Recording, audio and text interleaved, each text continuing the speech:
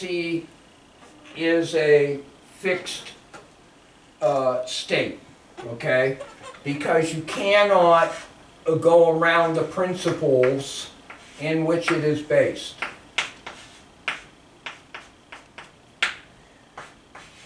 Okay? You cannot go outside of it. It's impossible. Okay? You can't get to heaven except how?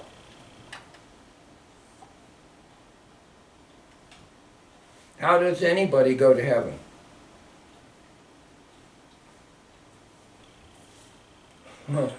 By grace, through faith. Finish it. Through the blood of Christ, right? Yes. Christ is the door. He's the way. No one climbs over the fence. No one gets in any other way. If you crash the party, somebody will spot you and say, "You got the wrong clothes on. You don't look like Christ to me. You're not covered. Get out." You can't crash it, okay? You can't go to heaven because you decide in your self-righteousness that you deserve it. Okay? These principles are all through our life. There are things you will not do. You can't do them. They're not for you. Okay? So much is chosen. You were born, when you started your life, we do our drawing. You were born to, in a place and time and to a person. That was all picked. Okay? Christ asked the question, can a leopard change its spots? No. There is a cast over our life that is impossible to alter. The thing we're called to do is move consistently with God's will down that path. That's our call. To participate with that. What we were made to be, discover it. Find out. Work with God. Participate with Him. Okay? So, there's a day we're going to die. Our spirit's going to return, and we have no more opportunity for expression after that day. Our soul is sleeping. It's not participating with God anymore. We don't have the choice to do that. So there's a cast. So what happens in this cast, is there any further opportunity afforded by prophecy? Is prophecy all done by hanging us in this cast of our life? Is prophecy done? Is it over? Paul says, above all else, the gift you should strive for is what?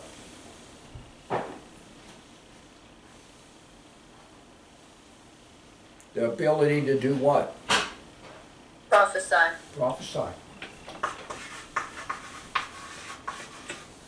Okay, so what is that?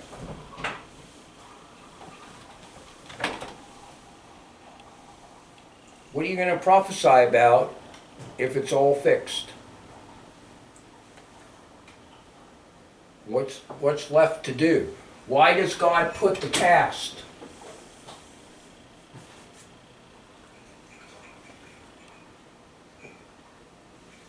Can you see any other cast besides your life? Do you see any other ones in the Word?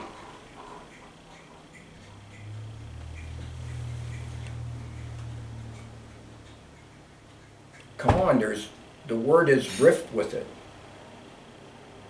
What was Christ destined to do when he came here to earth?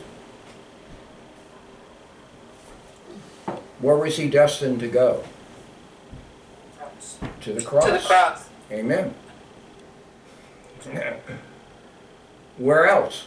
What other else? How many other casts do you see? There are things you cannot break. You cannot have anything to do with it. You have no control. There's many things. How in Genesis chapter 1, is there anything that God says where you can see those casts? What if you eat from the tree of the knowledge of good and evil? What will happen?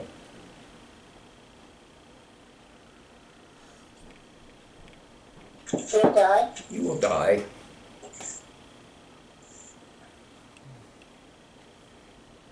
That's it. Okay?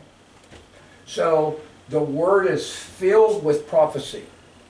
If you can understand what prophecy is, you can see it all in the Word.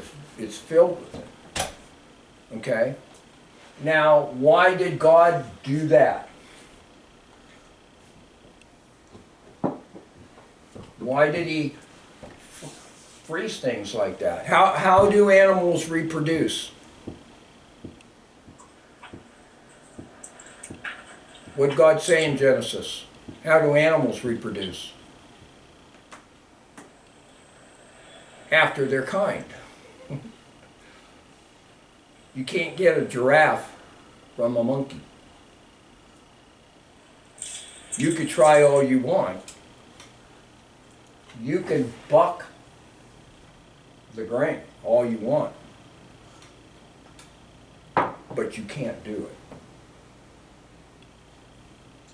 it. The Word is practically nothing but prophecy. It's fixed. Okay? But why does God do this?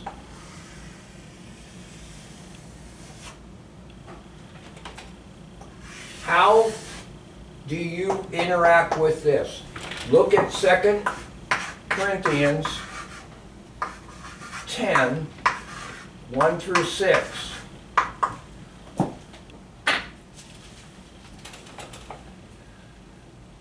What happens with this cast, okay? Because good and evil are both cast.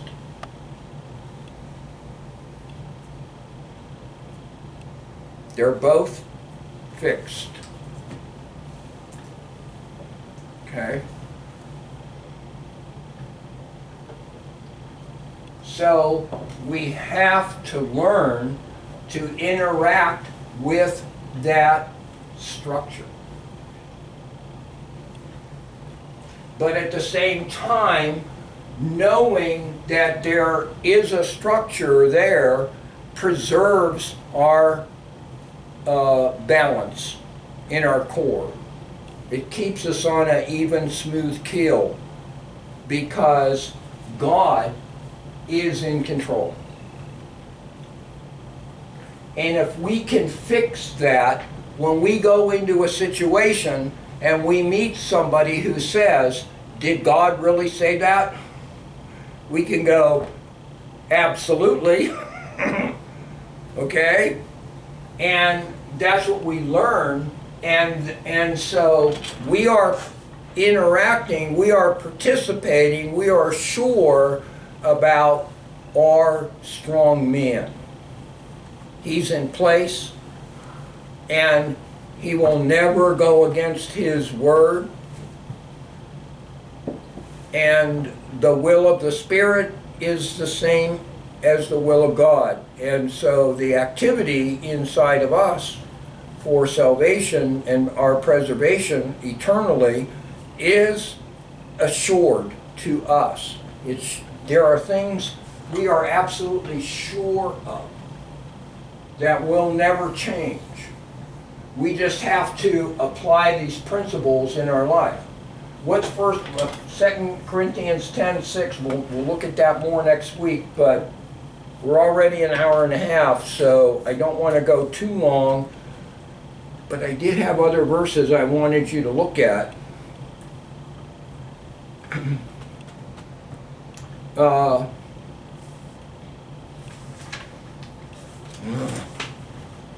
Hold on a second. We're gonna look at just a couple more. We don't have to like beat them up like we did these other ones, but we'll poke through them real quick because they'll help to shore up what we've been talking about.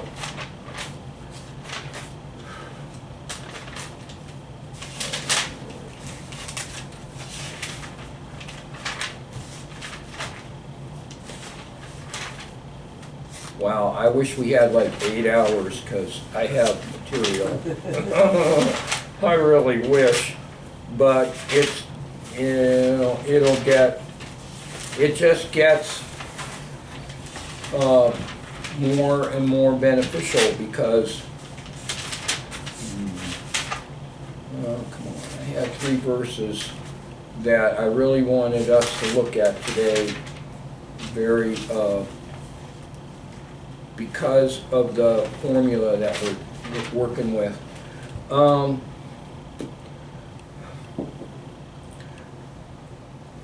Psalm 50,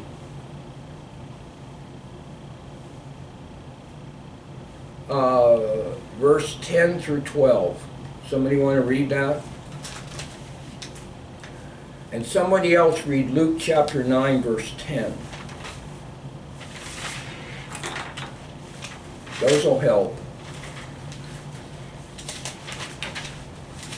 We need to transition, we need to move ahead, and we have to build more foundation for it because we cannot just move without respect of John chapter 7 verse 6. Somebody want to look that up too? They could read that for us. Did I give you Job 1:9? Job 1:9, Matthew 13, verses 13 and 14. Those are like more like teasers. We're transitioning to understanding the strongman concept deeper. The strongman concept is consistent with these principles that hold prophecy in place. That's what we need to do. Is you need to go through the Word and you need to see prophecy in the Word. You need to appreciate the event of it, the whole Word being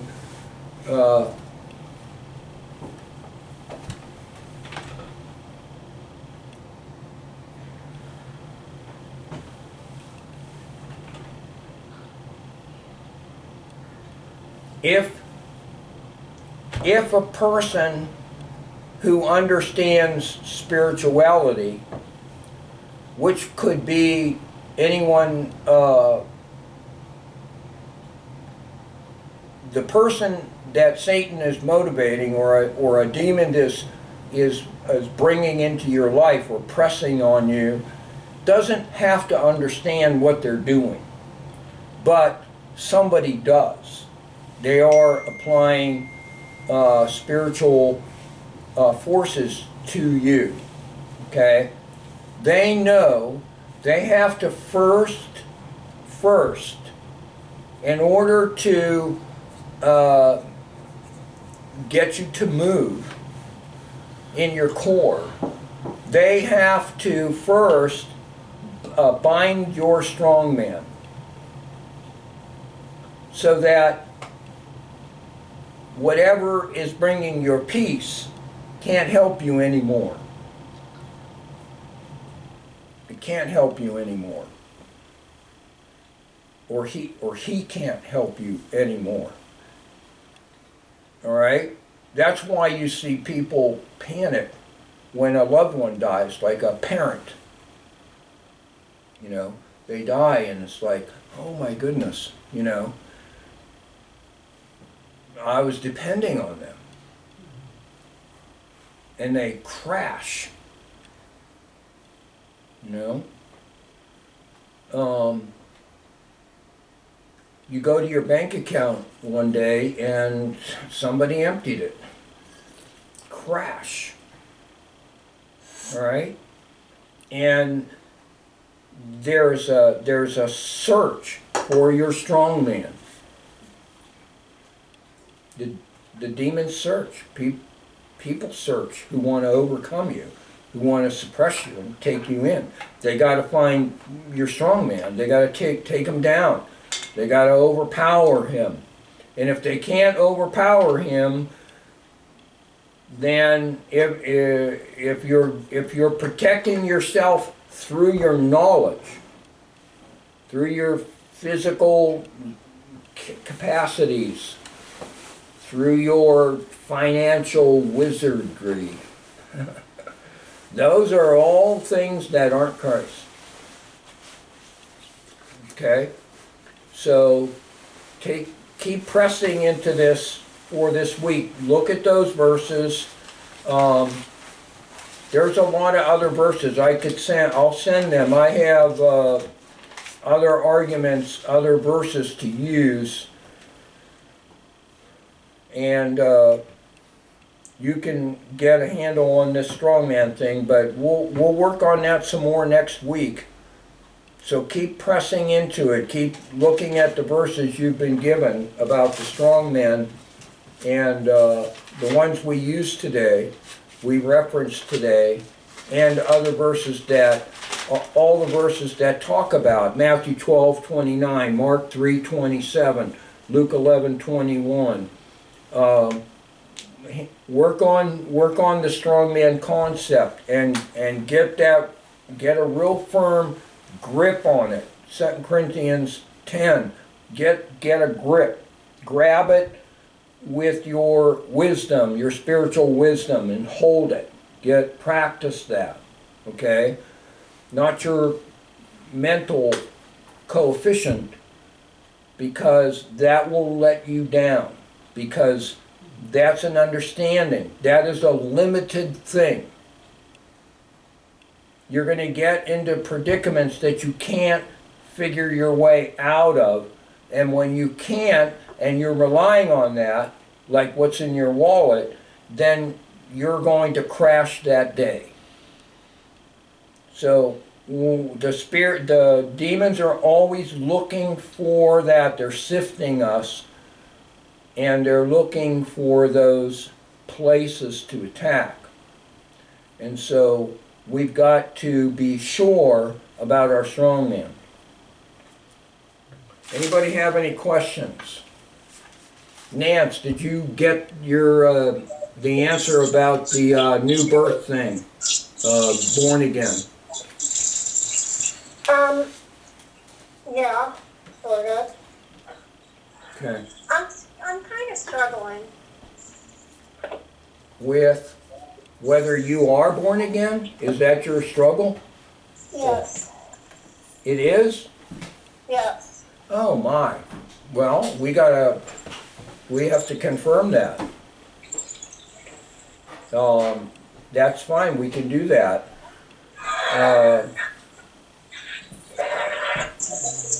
We can communicate offline and we can talk about it, and we could definitely, shore that up.